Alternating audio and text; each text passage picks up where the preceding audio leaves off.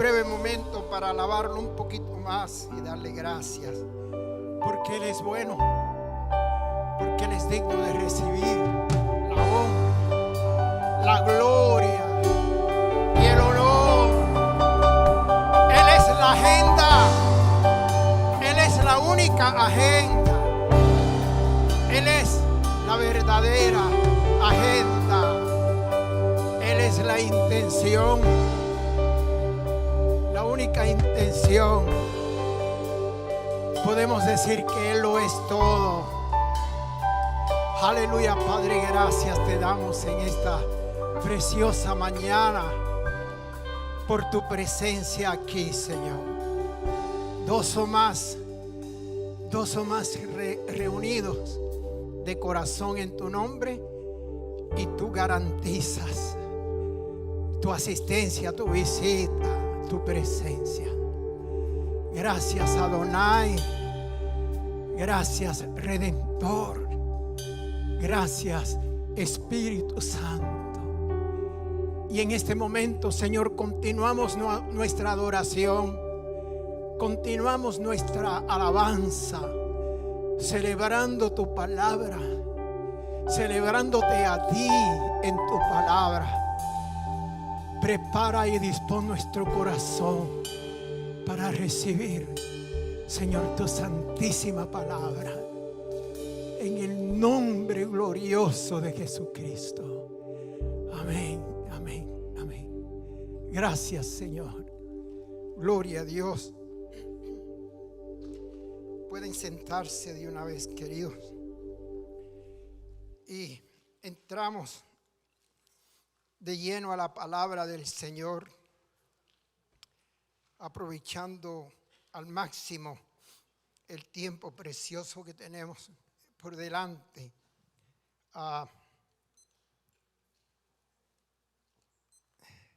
Denme un segundito aquí, por favor.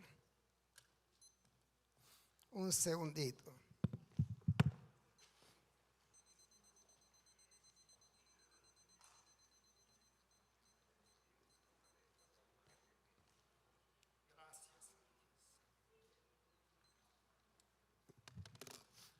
Hermanos, tenemos para esta mañana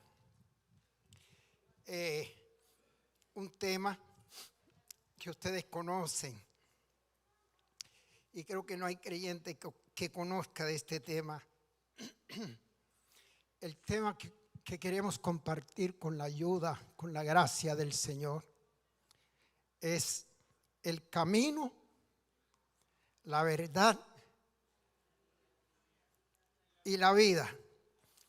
¿Quién de ustedes no conocen ese pasaje y lo aprecian y lo atesoran? Perdonen, queridos hermanos, es que compré un relojito nuevo. Ven acá, mi amor.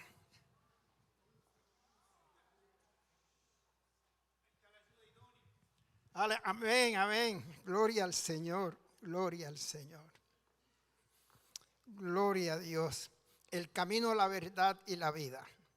Algunos de nosotros aprendimos eso cuando éramos niñitos en la escuela dominical.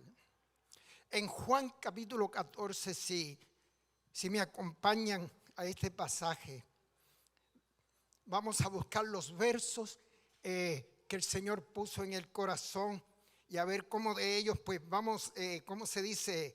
Bordando, tejiendo, ¿verdad? El mensaje que el Señor con el que sabéis a dónde voy y sabéis el camino. Le dijo Tomás: Señor, no sabemos a dónde vas. ¿Cómo pues podemos saber el camino si no sabemos para dónde vas? Como quien dice, como tú esperas que sepamos el camino. Entonces el Señor le responde a Tomás y le dice: yo soy el camino, la verdad y la vida. Nadie viene al Padre sino por mí. Cuando él le dijo a Tomás, y sabéis el camino, sabéis a dónde voy y sabéis el camino. Ellos no se habían dado cuenta, no se daban cuenta todavía que ya hacía un ratito ellos estaban caminando en el camino, porque Él es el camino. Y Él los había llamado y ya habían dejado todo y estaban caminando con Él. Simplemente que ellos no lo sabían, que ya habían sido colocados en la dirección y en el camino correcto. Ellos no lo sabían. Y no sé si le ha pasado a usted en alguna ocasión que queriendo llegar a un destino se desorienta un poco. A mí me ha pasado, no quiero entrar en eso porque no quiero dañar el mensaje, pero he tenido veces donde estaba en el camino correcto y de pronto me desvié o me salí pensando que estaba desviado y todo el tiempo estaba en la ruta correcta. Entonces tuve que dar 20 vueltas para darme cuenta que el camino que había dejado era el correcto y que por un momento me desorienté y se me fue que ya yo estaba en el camino.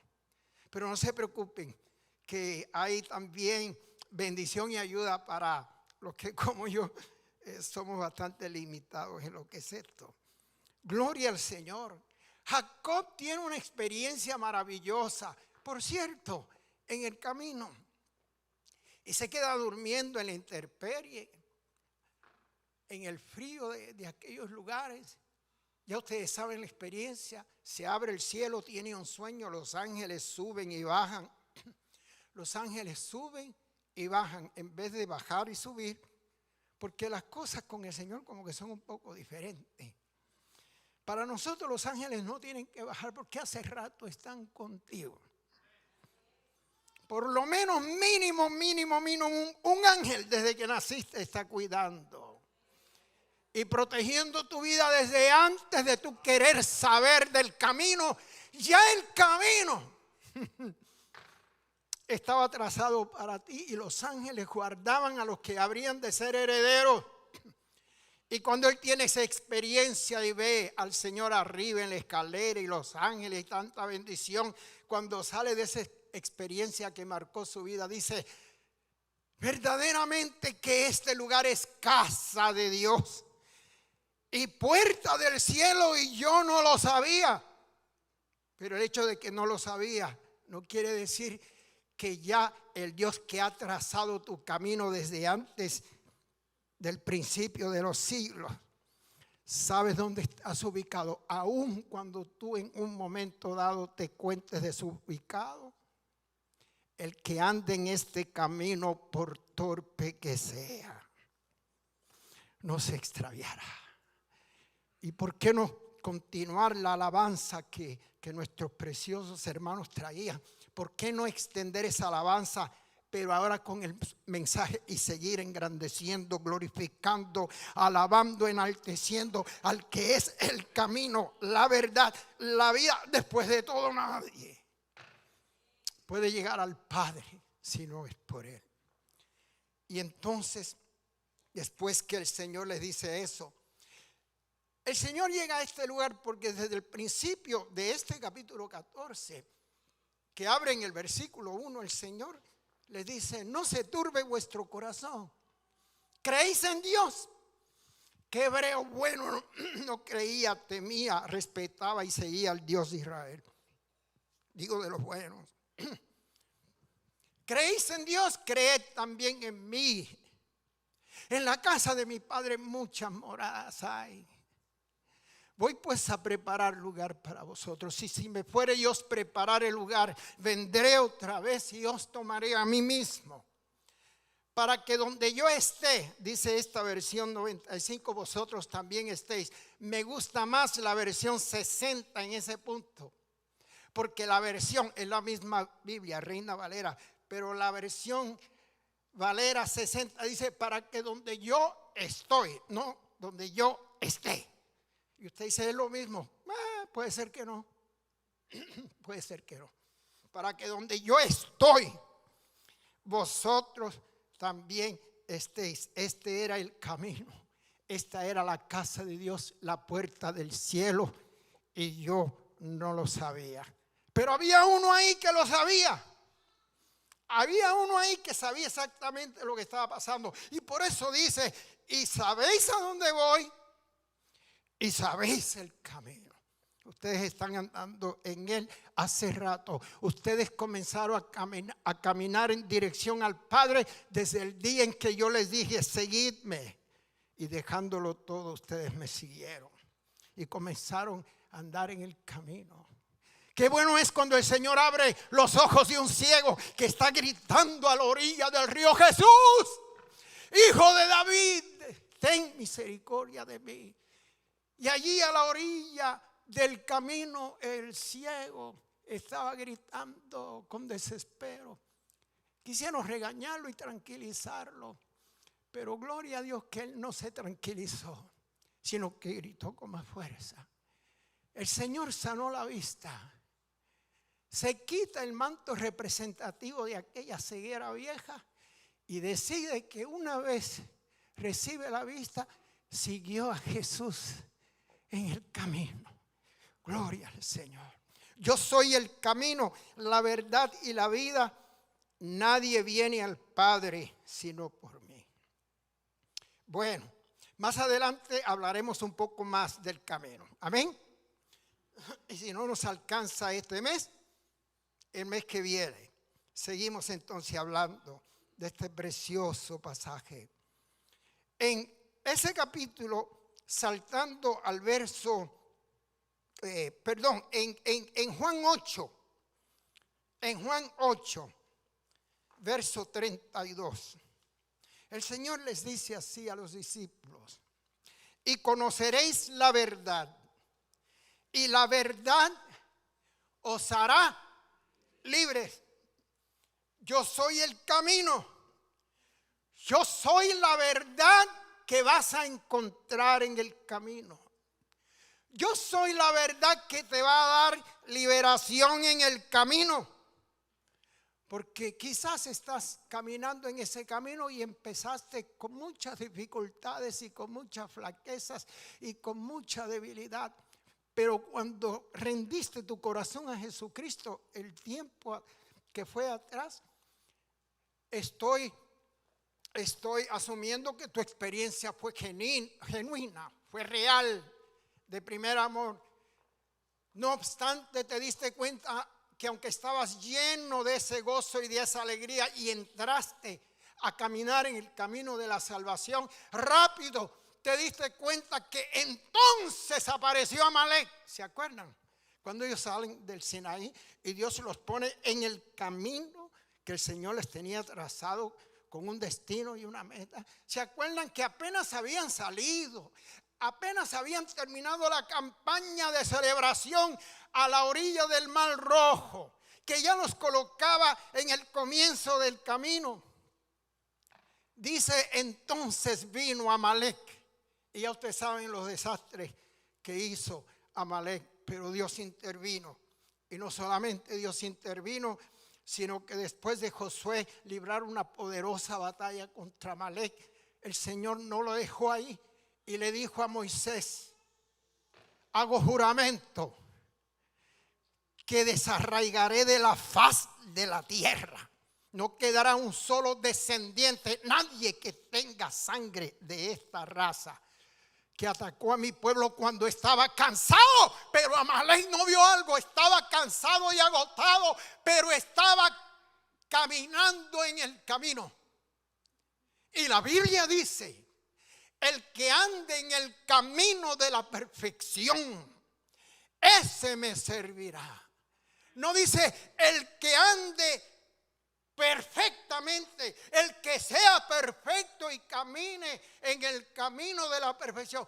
El Señor no pone ni atribuye la virtud al que va caminando, sino al camino que está lleno de vida y de salud, y todo lo que toque ese camino es santo.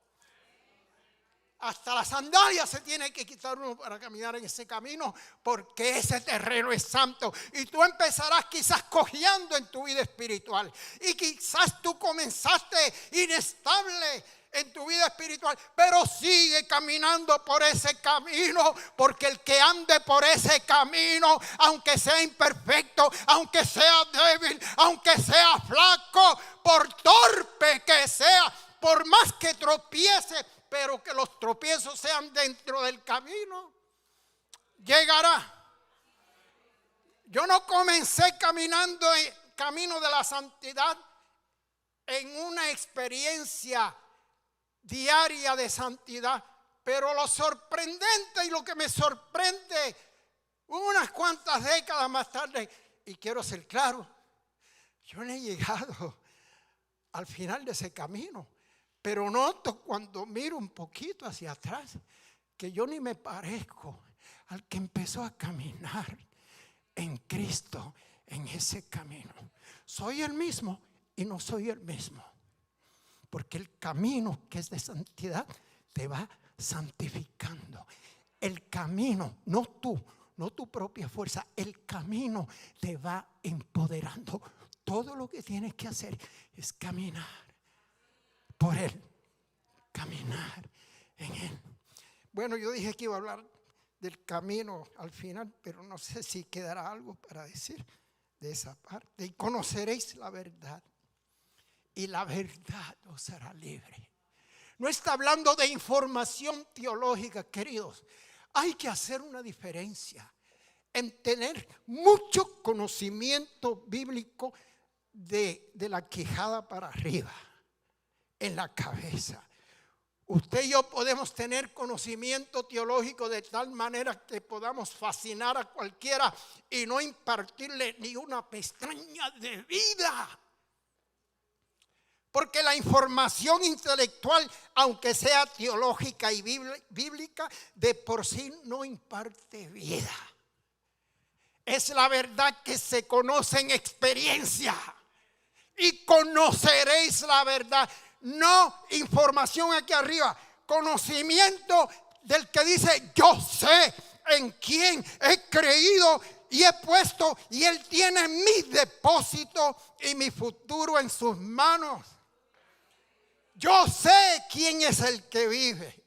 Yo sé a quién sirvo. Es un yo sé de no necesariamente información teológica, sino que es de un conocimiento espiritual que se adquiere y se recibe en el camino. Entra por la planta de los pies en el camino, sube a la cabeza, y cuando llega a la cabeza, ya ese conocimiento y experiencia está santificado, que aunque salga a través de mi intelecto, lleva vida, porque entró por la planta de un pie que caminaba en el camino. Y lo que da y tiene vida es el camino. Yo soy, dijo Él, el camino, la verdad y la vida.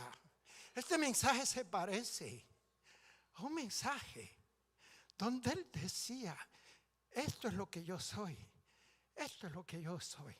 Bueno, entonces en Lucas 24:13, siga saltando los pasajes bíblicos, porque a veces el contexto de lo que el Espíritu Santo quiere decir no siempre está en el verso anterior o en el verso que le sigue. El contexto de lo que Dios, el Espíritu, quiere decir, Él lo esconde en la Biblia. Y a veces hay que ir a Génesis, y el Señor te lleva a los Salmos, y ahí te empata algo que te dijo allá, te lo aclara lo que te dijo en los Salmos, y te lleva a Apocalipsis para obtener lo que te dijo allá. Te aclaró aquí y lo obtienes allá. O sea, hay un contexto que transciende el contexto el texto de arriba, aclara lo del centro, el texto que le sigue, y es un principio que debemos seguir. Pero hay un contexto que va más allá, y está para usted y está para mí. Y aquí en Juan 8:30, en Lucas 24, 13 al 21. 2 de ellos iban el mismo día a una aldea llamada Emaús, que estaba a 60 estadios de Jerusalén. Cerca de un día, quizás no completo, pero bastante. Y hablaban entre sí estos 2 discípulos, iban conversando de todas aquellas cosas que habían acontecido, su muerte, crucifixión y demás. Y sucedió que mientras hablaban y discutían entre sí, Jesús mismo se acercó. Aleluya. Jesús mismo se acercó, ya resucitado. Jesús mismo se acercó y caminaba con ellos. Pero los ojos de ellos estaban velados. Estaban velados para que no lo reconocieran. De manera que ahí, junto al camino por donde ellos iban de Jerusalén a una aldea fuera de Jerusalén, en Maús, ahí en el camino se le une un extranjero. Y de momento no saben que el que se les suma a ellos en el camino era el camino. El camino invade tu camino. El camino invade tu experiencia. El camino invade tu trayectoria y hace de tu trayectoria su trayectoria. El camino se acerca y es tan maravilloso que a veces ni te asusta.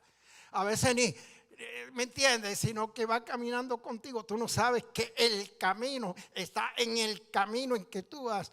Pero como ya fuiste señalado, volvemos a decir, hace rato que estás en el camino y como Jacob no lo sabía. Aleluya. Gloria a Dios. Y entonces, él les dice, este extraño les dice, ¿qué pláticas son estas entre vosotros mientras camináis? ¿Y por qué estáis tristes? Obviamente, las caras de ellos estaban, la angustia los estaba matando. La angustia estaba acabando con ellos. Gloria al Señor. Si alguno de ustedes ha pasado en algún momento en un tiempo de dura angustia, usted su esperanza, toda su familia, todas sus entradas, todos sus sueños en uno que había prometido que los había de liberar y había de establecer su reino.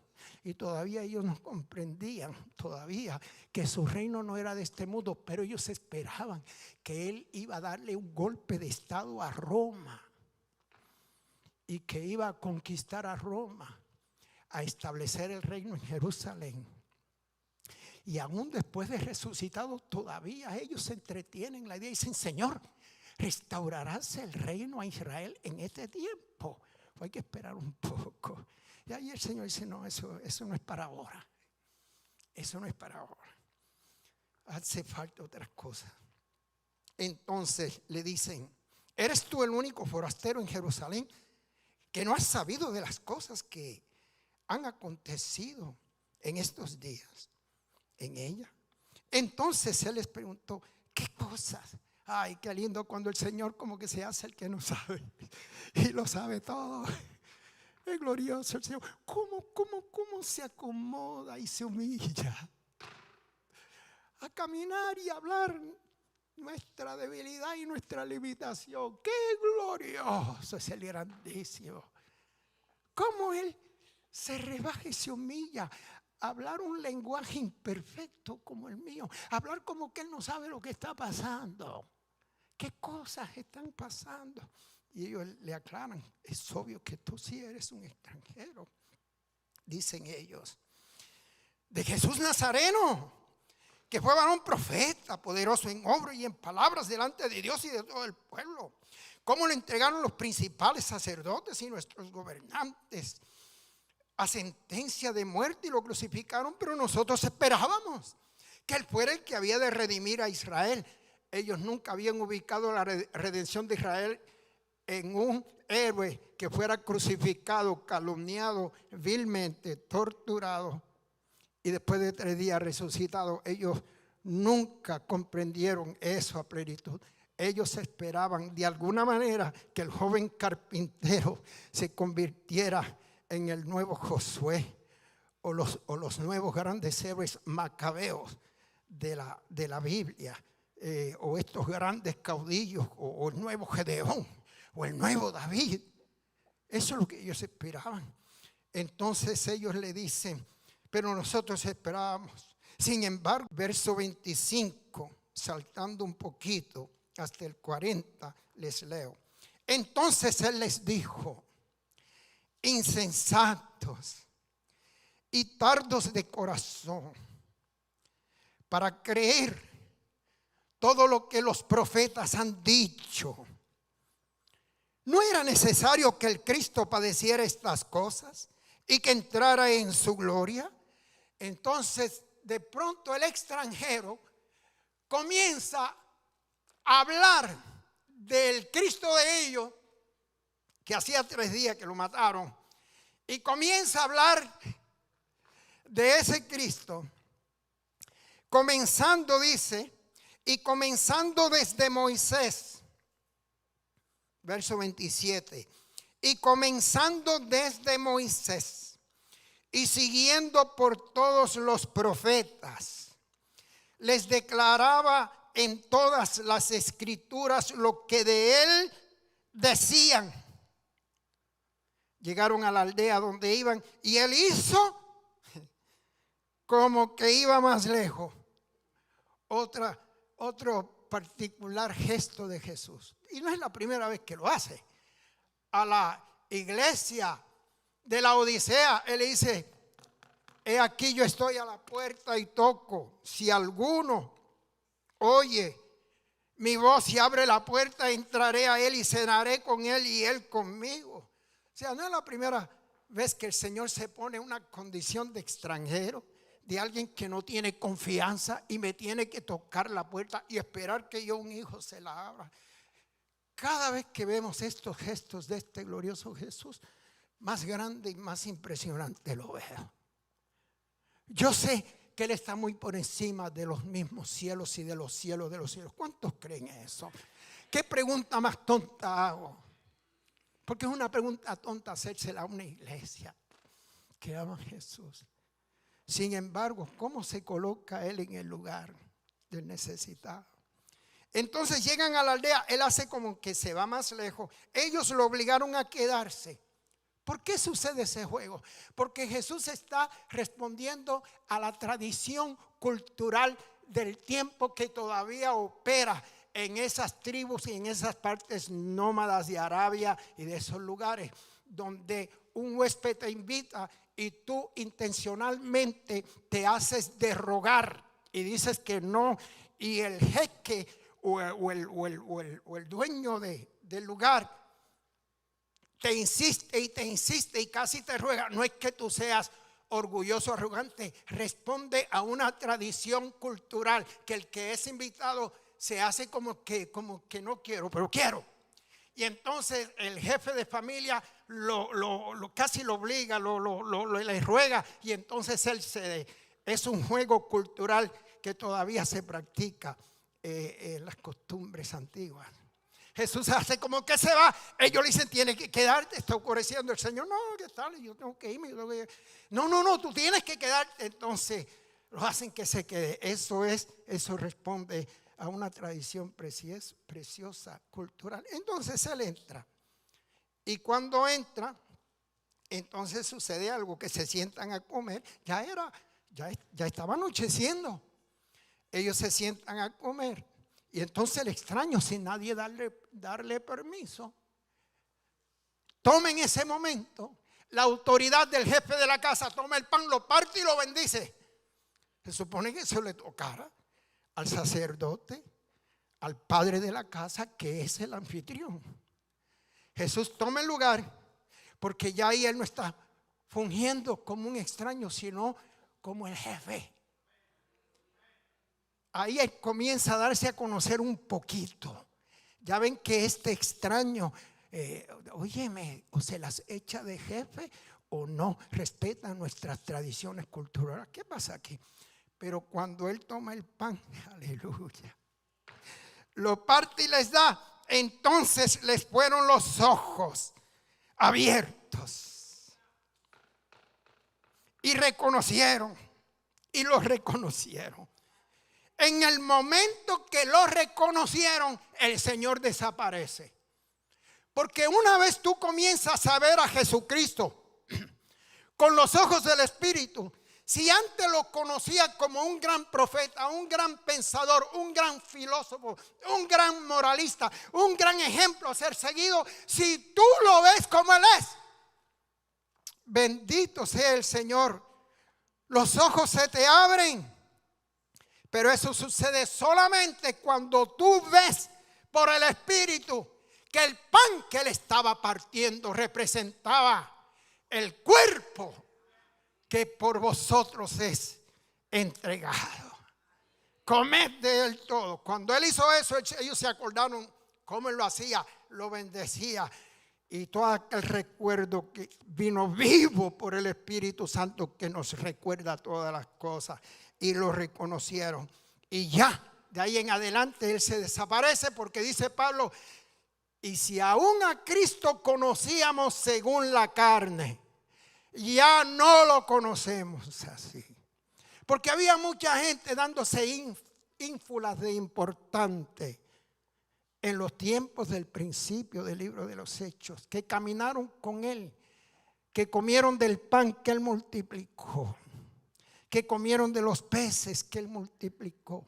Muchos recibieron sanidades milagrosas o tenían parientes que fueron sanos por el poder de Él. Y pareciera que al principio parece que los que habían caminado con Él y físicamente lo habían conocido, y lo habían conocido desde el Jordán, y lo conocieron y lo siguieron hasta el Calvario, puede ser. Y Pablo le puso un paro a eso. ¡Ya! De aquí en adelante, si a Cristo conocimos según la carne, ya no lo conocemos así. Es por el Espíritu. Por eso es que es una tontería, perdonen, querer anhelar estar vivo allá, porque muchos estaban vivos allá y no vieron nada de lo que tú estás viendo en esta mañana. Y Jesús lo dijo. Y Jesús lo dijo. Gloria al Señor. Gracias, Señor. Entonces, ¿qué sucede? Ya iremos entonces para el mes que viene. Ya se ve que sí, que seguimos el mes que viene. Pero me quedan como 10 minutos, dice aquí. Entonces, ¿qué sucede? Ellos reconocen que es Él. Él desaparece de su vista. Y se decían el uno al otro, no ardía nuestro corazón. Cuando nos abría, no ardía nuestro corazón. No ardía en nosotros nuestro corazón mientras nos hablaba en el camino. Y cuando nos abría las escrituras, no ardía nuestro corazón. No sabían que era Él. No comprendían verdaderamente lo que Él estaba diciendo aún así. Pero eso tampoco detuvo al Espíritu Santo para hacer la obra gloriosa de ellos que estaban con el camino, caminaban en el camino, ni siquiera sabían que el camino había resucitado. Y eso no detuvo al Espíritu Santo, que es el que enciende la palabra dentro de nosotros. Ese es el que enciende el fuego del don del Espíritu que está en nosotros. Y hay muchos dones.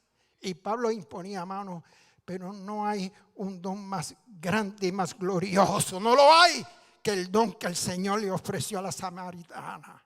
Si conocieras el don de Dios. Y el que le estaba hablando ella era precisamente el don de Dios hecho carne. Gloria a Dios para siempre. Entonces, No ardía nuestro corazón. Aunque tú no entiendas, permita, mi Dios, que en esta mañana, aun si tú no estás comprendiendo todo, a lo mejor eres nuevito en el Señor, a lo mejor estás de visita, a lo mejor estás de pasadita, pero permita a nuestro Dios que el Espíritu Santo de alguna manera esté haciendo que tu corazón arda por dentro. Porque se está hablando de Jesucristo, y cuando se le da una oportunidad a esa luz, es imposible que por lo menos, si no comprendo, arda mi corazón, porque se está diciendo algo que está resonando en el vacío que ocupa mi espíritu y lo quiere llenar. Gloria al Señor. Aleluya. Entonces, dicen ellos, en ese mismo momento, levantándose, se fueron para Jerusalén. O sea que estuvieron gran parte de la noche de regreso, sin descansar, sin dormir, posiblemente sin comer, porque el Señor partió el pan, se desapareció. Y la Biblia no lo dice, pero estoy casi seguro que hasta el hambre se fue allí. Porque cuando el pan de vida te sacia, a veces hasta el hambre física tiene que esperar. Aleluya. Aleluya, gloria a Dios. Entonces regresaron a Jerusalén. ¿Y qué sucede? Que cuando llegan a Jerusalén, ya para el verso 35, ellos llegan, se encuentran a los 11 encerrados en un lugar, y estos dos discípulos llegan y le dicen a los apóstoles que el Señor se les apareció en el camino. Entonces ellos contaron las cosas que les habían acontecido en el camino. Que muchas cosas gloriosas te esperan en este camino. Que muchas cosas gloriosas te esperan. El evangelio no es una religión más ni una filosofía. El evangelio es una vida de aventura maravillosa. Y no tiene que ver aburrimiento, ni tiene que ver, ¿cómo se llama?, dejadez, ni indiferencia. La hacemos así porque cuando perdemos el primer amor, tenemos que comer lo que haya por ahí. Pero la Biblia dice que el de corazón contento tiene un banquete continuo. No termina el domingo cuando se cierra el culto. No termina cuando se termina la preciosa adoración y alabanza cantada. Ni siquiera lo cancela el trajín del lunes por la mañana. Dios está hablando de un avivamiento que es como la casa de una tortuga. Que tú vas a caminar en ese avivamiento y tendrás un banquete continuo. Eso es lo que dice la palabra en Proverbios. Aleluya. Entonces dice la palabra, y les contaron cómo lo reconocieron. ¿Cuándo? Al partir el pan. Mientras aún hablaban estas cosas, ¿a que no sabe quién se les apareció? El extraño, el que se desapareció por la tarde, por la noche, cuando partió el pan, que se les desapareció. Y entonces ellos comenzaron a ver, porque tú tienes que permitir que todo concepto que tú tengas religioso de quién es Jesús desaparezca, para entonces se te abran los verdaderos ojos y conocer al verdadero Jesús. Aleluya, que no cuelgan ni de un cuello, ni de un muro, ni de una pared, ni de un bastón, y por ahí lo dejamos. Aleluya, gloria a Dios. Mientras hablaban en estas cosas, Jesús se puso en medio de ellos y les dijo: paz a vosotros. Aleluya. Saltando al verso 44 y 45, dice así: luego les dijo: estas son las palabras que yo os hablé estando aún con vosotros. Está hablándole a todos a los 12 apóstoles y a estos dos, que la Biblia menciona el nombre de uno, Cleofas, por alguna razón. El otro no lo menciona. No te sientas mal si tu nombre no se mencionó, Porque los dos tuvieron apertura de los ojos. Los dos reconocieron que era Él. A los dos les ardía el corazón. Los dos regresaron. Los dos tuvieron el privilegiazo de estar presentes cuando el Señor se le aparece a los 12. Y ellos no eran ni siquiera parte de los 12. Eran discípulos, pero no apóstoles. Así que si tu nombre no te menciona, no te preocupes. Camina con de Él mientras tanto. Además que el Señor te tiene un nombre nuevo que ninguno conoce ni siquiera tú, hasta aquel día que te lo den en la piedrecita blanca, que ninguno conoce ese nombre, ni tu esposa, ni tu esposo, ni tu papá, ni tu mamá, ni tu hijo. O sea, la cosa contigo es tan directa, es tan personal, que ahí ni siquiera hay un espacio donde ni siquiera se puede meter papá, mamá, la familia, porque es sagrado y solamente le pertenece al Señor y a ti. Al Señor y a ti. Tu experiencia profunda no puede depender de ti y de tu esposa. Si mi esposa camina conmigo y camina bien, yo estaré en victoria. Mentira, estás engañado. Y caminó Enoc con Dios y Enoc no era soltero, porque no era nieto de él. Así que ya saben. Aleluya. O sea que no caminaba con Dios porque era soltero. Caminó con Dios porque hay un caminar que eres tú y el Señor. Deja la bobería de seguir echándole la excusa a la esposa, o al esposo, o a los hijos rebeldes, o a la vecindad rebelde. Dejémonos de esa bobery. Vamos a decirlo en inglés. Bobery. Estoy inventando. Aleluya. Camina en ese camino. Siempre habrán otros, no estarás solo. Después de todo no estarás solo. Entonces dice, estas son las palabras que os hablé estando aún con vosotros, que era necesario que se cumpliera todo lo que está escrito de mí en la ley de Moisés, en los profetas y en los salmos. Entonces les abrió el entendimiento para que comprendieran las escrituras. No pienses ni sueñes por un momento que ese entendimiento te lo va a dar la clase dominical. Vas a fracasar. Solo Él da espíritu de revelación y de sabiduría. Solo Él abre el entendimiento como tiene que ser abierto. Lo demás es necesario, tiene su lugar, tiene su ayuda, pero no descanses ni te engañes pensando que un diplomita en la pared que dice agarré 3 años de instituto, así que tengan cuidado conmigo y por favor me van haciendo una columna y ya de la iglesia, miren el diploma. No, Señor, Él te abre el entendimiento para comprender las escrituras. Pero hay algo bien interesante aquí, que cuando Él comienza a hablarles, no comienza el Señor a inventar cosas que ellos nunca habían oído. Aquí, ya estoy terminando, tranquilo.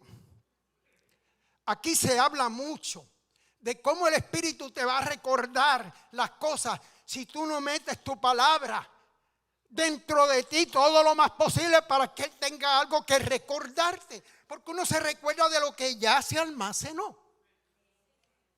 Y uno hasta se puede olvidar y qué sé yo. Pero el Espíritu tiene de dónde sacar para recordarte. Entonces Jesús resucitado no empieza a traer doctrinas que ellos nunca habían oído, cosas misteriosas y profundas que ellos nunca habían oído, sino que ¿sabe lo que hizo? Hizo lo que tenía que hacer.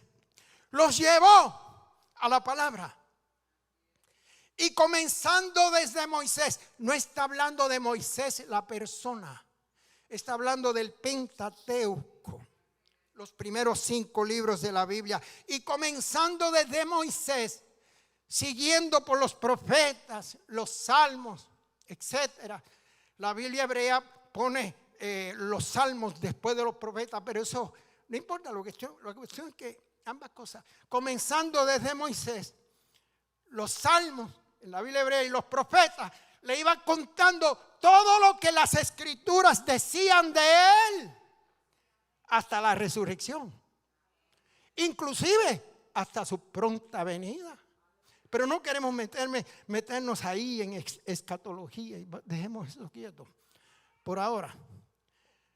Yo soy el camino, yo soy la verdad que es impartida, encontrada y conocida en el camino. Por eso él dijo: el que ande en el camino de la perfección, este me servirá, porque lo que encontrará en el camino lo llevará al destino totalmente preparado y capacitado para lo que se va a encontrar allá. Porque para llegar allá, usted no puede vestirse en el último momento. Ese es otro engaño del diablo. Vivo aquí como se me dé la buena gana, porque después de todo en Cristo estoy seguro. Y aquel último día Él hace ¡zas! ¡Juan! ¡Chuculún! ¡Chuculán! Y me hizo perfecto. Eso no trabaja así. Es el que anda en el camino de la perfección. Ahora Él nos va a perfeccionar. No tenga duda de eso. Pero tienes que caminar ahora. Tienes que verlo, creerlo, soñarlo, esperarlo y comenzar a dar pasos. Y Él te va adentrando en esa experiencia de santidad externa, práctica, funcional, sin la cual, sin ese vestido, nadie verá al Señor. Bendito sea Dios.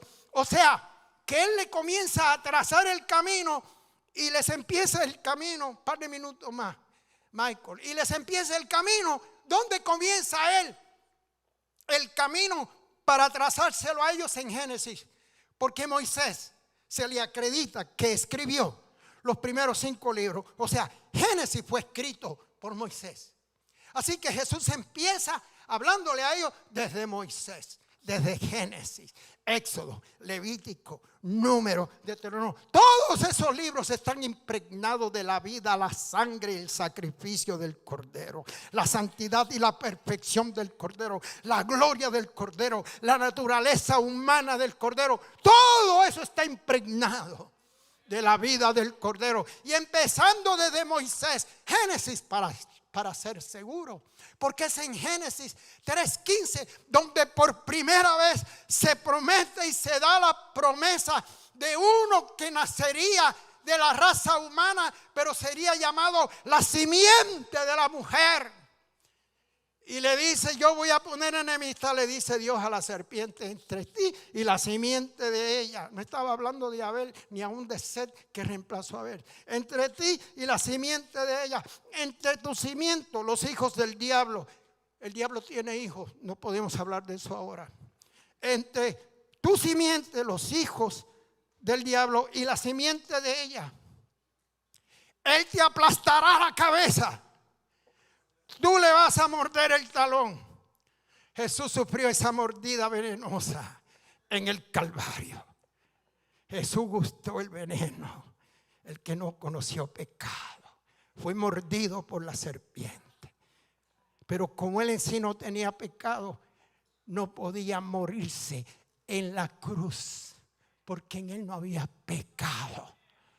Y como en Él no había pecado, Él no podía morir. Todavía estuviese allí colgado sin poder morir, porque Él no tenía pecado y la muerte no tenía parte ni suerte en Él. Por eso Él voluntariamente, dando un grito tremendo al final, dijo: Padre, ahora es que me voy.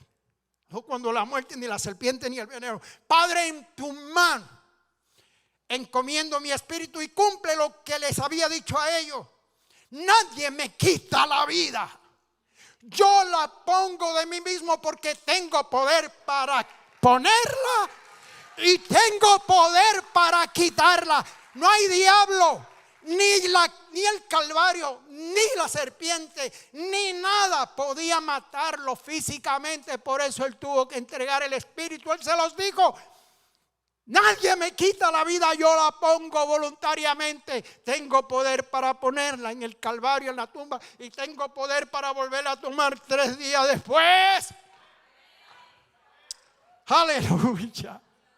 Este camino es de gloria. Este camino es de vida.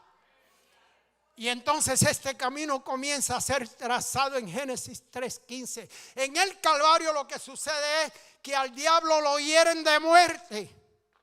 Y usted dice, pero no lo aplastaron ahí. No totalmente. ¿Cómo? Pablo decía a la iglesia, y el Dios de ustedes aplastará en breve a Satanás bajo vuestros pies. Es en el capítulo 20 de Apocalipsis donde el diablo física y literalmente es echado en un lago de fuego, donde dicho sea de paso, ya ahí estaban siendo atormentados la bestia y el falso profeta 1000 años antes de él llegar. ¿Y qué sucedió? Después de los 1000 años, busque el libro 20 y usted verá qué pasó cuando soltaron al diablo, porque estuvo preso 1000 años, los del milenio, para estar tranquilo y prosperar y estar en paz. Y entonces ahí usted verá lo que le sucedió al diablo al final. Y comenzando desde Moisés, desde Génesis, por los salmos. Hermanos, los salmos están saturados de Jesucristo. Ese camino que es el glorioso. Busque los salmos si es posible. Búsquelos la primera vez tratando de encontrar la persona de Cristo. Y todos esos salmos que parecen derrotistas y que parecen de angustia. Salmos que parecen que no dejan ni esperanza en el corazón. No, es que mucho de eso se estaba hablando del Señor. Si nadie sabe lo y lo lleva hasta acá. Porque lo que hizo el Señor al trazarle ese camino histórico es que le iba abriendo la verdad de lo que las palabras, de lo que la Biblia decía de él. Yo soy el camino, yo soy la verdad que se traza desde Génesis. Yo soy la vida que encuentras en el Calvario y en Apocalipsis. Nadie viene al Padre desde aquella promesa de Génesis hasta después del milenio si el Padre no le trae. Mucho menos si no se hace esa parada mandatoria en la cruz del Calvario. Porque allí hay cierto equipo y ciertas cosas que necesitamos para seguir el camino. Padre, gracias. Gracias por tu palabra gloriosa.